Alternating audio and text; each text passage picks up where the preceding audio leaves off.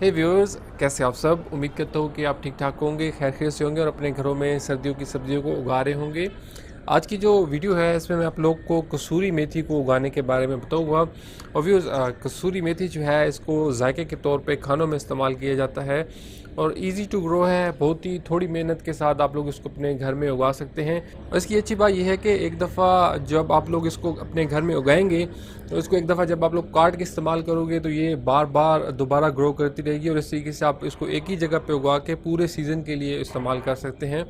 तो चलिए शुरू करते हैं। और व्यूअर्स, तो ये है मेरी मेथी जो कि मैं अपने घर की छत पे उगाई हुई है।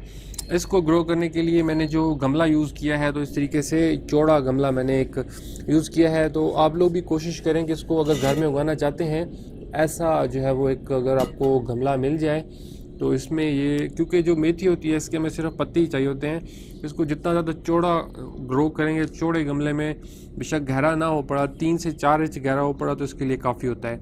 तो फिर जितना ज़्यादा इसको आप लोग चौड़ा ग्रो करेंगे तो उतने आपको उससे ज़्यादा आउटपुट मिलेगी। और मैंने इसको ये वाला जो गमला मिट्टी के ये जो क्ले पॉट्स हैं ये बहुत ईजीली मिल जाते हैं। इसमें कोशिश ये कीजिएगा कि जो नीचे इसके हैं वो सुराख लाजमी होने चाहिए। अभी मेरे वाले के नीचे जो है वो काफ़ी सारे जो इसके हैं नीचे सुराख हैं, इससे जो ड्रेनिंग है वो पानी की अच्छी होती रहती है। इसके सीड्स लगाना काफ़ी आसान होते हैं और इसके जो सीड्स हैं उनको सिंपली आप बिल्कुल हल्का हल्का ज़मीन में आप लोगों ने दबा देना है और ये तकरीबन तीसरे या चौथे दिन ही ग्रो करना शुरू हो जाते हैं। और फिर इसको आप लोग थोड़ा सा घना उगा दें तो भी कोई मसला नहीं। अभी क्योंकि इसके सिर्फ पत्ती यूज़ करने होते हैं तो घनी हो पड़ी तो भी खैर है। सुबह इसको जो ग्रो करने का सबसे बेस्ट मंथ है वो मेरे ख्याल में सितंबर है।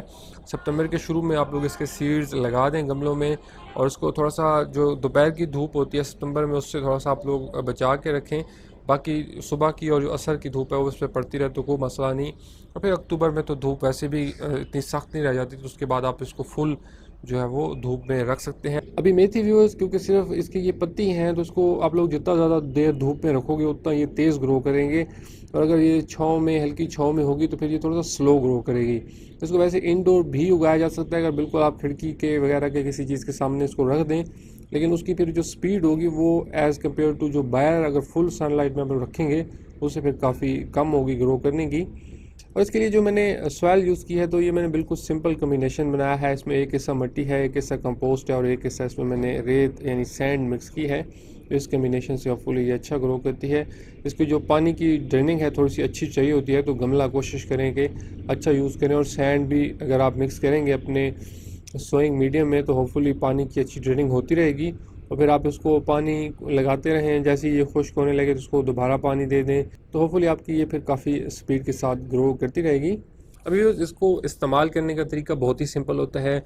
जस्ट आपने करना ये है कि इसके जो पत्ते हैं ये आप लोगों ने किसी सीज़र वगैरह के साथ काट काट के इस्तेमाल करने हैं। इसका जायका तेज़ होता है और इतनी ज़्यादा ये नहीं डाली जाती। चंद जिस जो इसके पत्ते हैं वही सालन में या जिस चीज़ में भी आप डालना चाह रहे हैं तो वो डाले जाते हैं। इसको आप लोगों ने जड़ों से नहीं निकालना, बल्कि इस तरीके से किसी कैंची वगैरह के साथ इसके बेशक जितना मर्ज़ी इसके पत्ते काटना चाहें यूँ करके काटते जाएं। और फिर इन पत्तों को जो है वो इस्तेमाल किया जा सकता है। इनको डायरेक्टली भी सालन में डाला जा सकता है और इसमें यह भी किया जा सकता है कि इनको खुश्क करके बहुत लंबे अरसे तक महफूज भी किया जा सकता है और फिर बाद में खुश्क जो इसके पत्ते हों उनको सालन में डाल डाल के इस्तेमाल किया जाता है। या इसको अमूमन लोग साग वगैरह जब बना रहे होते हैं, कुछ लोग इसको चटनी में भी इस्तेमाल करते हैं, पकौड़ों वगैरह में भी इस्तेमाल होती है। तो इसके बहुत ज़्यादा जो है वो यूजेज हैं और घर की काफ़ी सारी चीज़ों में इसको इस्तेमाल किया जा सकता है। इसलिए अगर आप इसको अपने घर में इसका सिर्फ एक गमला ही उगा लें तो आपकी तकरीबन काफ़ी सारी ज़रूरतें इससे पूरी होती रहेंगी। सो मेथी की जो सबसे बेस्ट चीज़ है कि ये रीग्रो करती है। अभी जहाँ जहाँ से मैंने इसके पत्ते काटे हैं ये दोबारा इसके जो पत्ते होंगे नीचे वाले वो बड़े हो जाएंगे।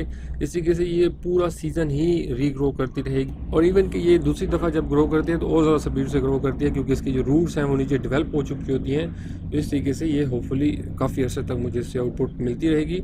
और फिर इसमें कुछ दिनों बाद फूल भी आना शुरू हो जाएंगे और इसके जो फूल हैं उनको भी इस्तेमाल किया जा सकता है। और वह इसके जो फूल हैं ये लगते भी, देखने में भी काफ़ी खूबसूरत हैं, तो ये इस लिहाज से जो है वो बड़े लंबे अरसे तक यूज़ की जा सकती है।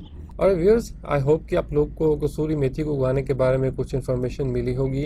इसको अपने घर में ज़रूर ट्राई कीजिएगा। One of the easiest thing to grow है ये।